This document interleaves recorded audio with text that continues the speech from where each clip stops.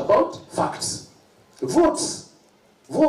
I'm not a joke. I've run for parliament from 2007 against Jimmy. I lost several times. And last 2022 I ran for governor with Machogu. Tukaangushwa mpaka ikachichora chini. Alafu mzee Ruto akasema tumeonea huruma, wacha Machogu wafanye 2.5 na mimi nifanye 2.5. Sasa mnakuja kuanza kuongea hapa, yaani kuna harusi yake yote. Na ndio mwenye ukwana mangana kanto kuna muru mtarako na mtu support. In fact, to tell you the truth, getting the presidential thing is not easy. It's a difficult job. And I have a presidential candidate here. His Excellency Walter Mungarayan. He's here. For those who want to run, he has run for presidency. He's a presidential candidate, so please consult him. Consult him first. Mutara correct. Mutara assume mwana. Na ndichi kura noko everelia. Huwezi ambia mtu ati upende usipende lazima upige hapa mahali. Na muusitane wake rumatitiri. Muusita wake rumatitiri. Rumatitiri yosoka.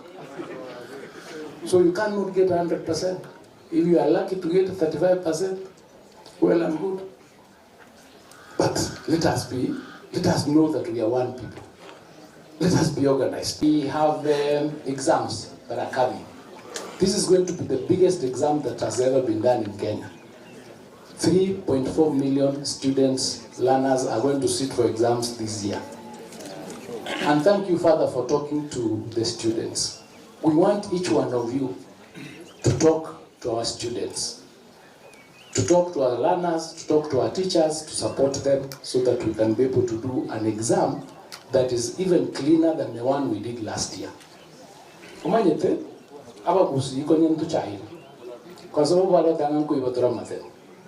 Last year, we used another system that ensured that Matemoito are credible and clean. We want to carry on like that. You did not hear anybody last year say a problem. The previous year, they had said, "Dinga Kerra to one and university, we school career." Was meeting in the Kcse. Yes. So we want to clean that space to ensure that when we are supporting our students, the grades they get are their grades. So kindly, please talk to your teachers, work together to ensure that we have a clean exam. And because we have a grade 9 that we are transitioning to grade 10 next year, it is imperative that each one of us plays a role. So otherwise, that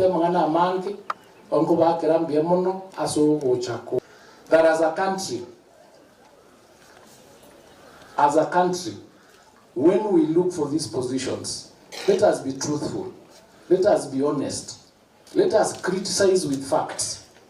Let us be able to inform people so that when they are making decisions, they make decisions from a well-informed position. Because when you are leaders of a community, it doesn't help to mislead people, to lead them in the wrong direction.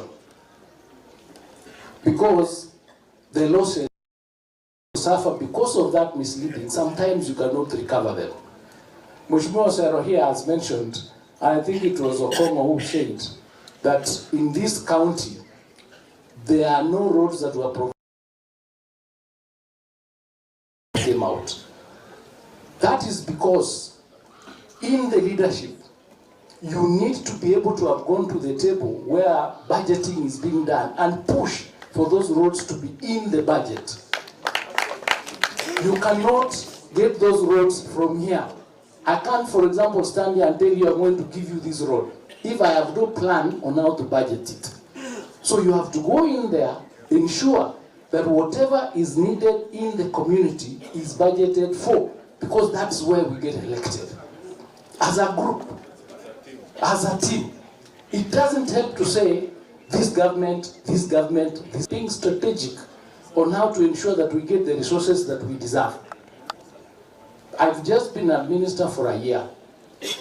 I found there were, I think, 4 national schools. We were able to increase them to 13 in both Nyamira and Kcse. This university that we are talking about here It was mooted in 2012. 20 what? How many years are those? It had never moved. Never moved, nothing. No budget, no strategy, no plan, just fighting and saying we don't want this, we want this for 12, 13, 14 years. Can you imagine the loss? That university has a budget of 3.9 billion. When by the time we are finishing construction of it completely from phase 1 to phase 3, we would have done 3.9 billion. How, and that money will be coming here. Can you imagine how much we've lost in those 13 years? Because people are fighting. So we need leadership that is progressive, that can bring things for people that require. So we went to State House and people insulted us. But when we asked the president, can we have this university? He made a directive. We were there on, I think, a Friday or a Thursday. He sent us here on Monday. Already we have allocated 200 million shillings to that university. And we are breaking ground on Thursday, 23rd. So as you complain with facts. In fact, other than that, Mheshimiwa South Mogrango, the first member of parliament who was here, also spoke. We think that we need you guys maybe to write books, more advice. Call us, we'll sit down, guide us so that we can offer leadership that has meaning. So, we are going to have that school. Na kwene no Mheshimiwa guide. On the bring an hour to remove 2 acres. Is it true? But I asked him to make it 5. We need to make it 5 so that we do a secondary school that is worth talking about. Can you do something about it? I commit the first 10 million immediately you get there. To start. Now you will Kcse CDF in about 24 months to go to work at the school. Agreed? Because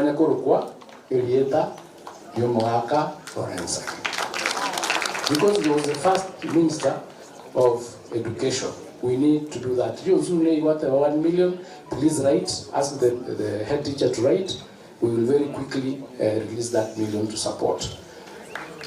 Marathon is 42 kilometers. Marathon is over here.